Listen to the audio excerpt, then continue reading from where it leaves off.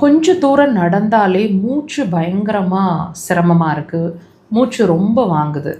இந்த மாதிரி சிரமத்தில் இருக்கீங்கன்னா இந்த பதிவு உங்களுக்கானது.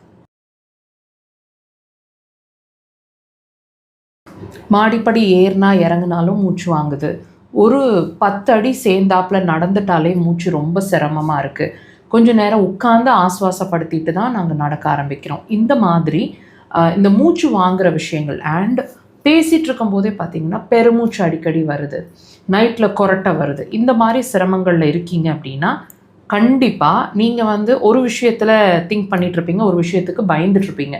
இந்த நடந்தாலே மூச்சு வாங்குது அப்படின்னா இது இருதய சார்ந்த விஷயம் அப்படிங்கிறத தானே யோசிச்சுட்ருக்கீங்க. அதை தாண்டி கண்டிப்பாக இது நுரையீரல் சார்ந்த விஷயம் அப்படிங்கிறதுல மாற்றுக்கருத்து இல்லை, அதில் நம்ம கிளியராக இருப்போம். இப்போ நாங்கள் நிறைய பதிவில் உங்களுக்கு புரிகிற மாதிரி எக்ஸ்பிளைன் பண்ணுறோம். ஒவ்வொரு சிம்டமும் வியாதி இல்லை, வியாதியோட அறிகுறி அப்படின்னு சொல்லிட்டு.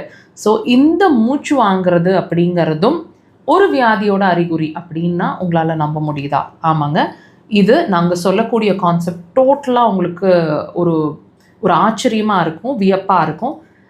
உங்களுக்கு இப்போ இந்த மூச்சு வாங்கிட்டு இருக்கிற பேஷண்ட்ஸாக நீங்கள் இருந்தீங்க அப்படின்னா கண்டிப்பாக நான் சொல்கிற விஷயம் உங்களுக்கு பொருந்தும். டெஃபினட்டாக மோஷன் சார்ந்த, அதாவது மலக்குடல் சார்ந்த பிரச்சனை உங்களுக்கு இருக்குது. வாட்ச் பண்ணி பாருங்கள். என்ன இருக்கும், கொஞ்சம் நாளாக இருக்குது, இந்த மூச்சு வாங்குறது கொஞ்சம் நாளாக இருக்குது, கொஞ்சம் மாதமாக இருக்குது, அல்லது அடிக்கடி என்னை பாதிக்குது, சில வருஷங்களாகவே நான் இதில் பாதிச்சிட்ருக்கேன் அப்படின்னா அப்போது மோஷன் டைம் இல்லாமல் போயிட்டுருக்கும், அடிக்கடி போகிற மாதிரி இருக்கும், 2-3 தடவை போகிற மாதிரி இருக்கும். நான் மார்னிங்கெல்லாம் மோஷன் எக்ஸ்க்ரீஷன்ஸ் கிடையாது, போஸ்ட் லஞ்சு ஈவினிங் எப்போ மோஷன் போகிறோம் அப்படிங்கிற உணர்வே எனக்கு இல்லை. ஸோ அந்த அன்டைம்லி மோஷன்ஸ், இந்த மாதிரி விஷயங்கள் இருக்கும். சில நேரங்களில் டென்ஷன் ஆனீங்கன்னா மோஷன் வந்துடுற மாதிரி ஒரு உணர்வு இருக்கும்.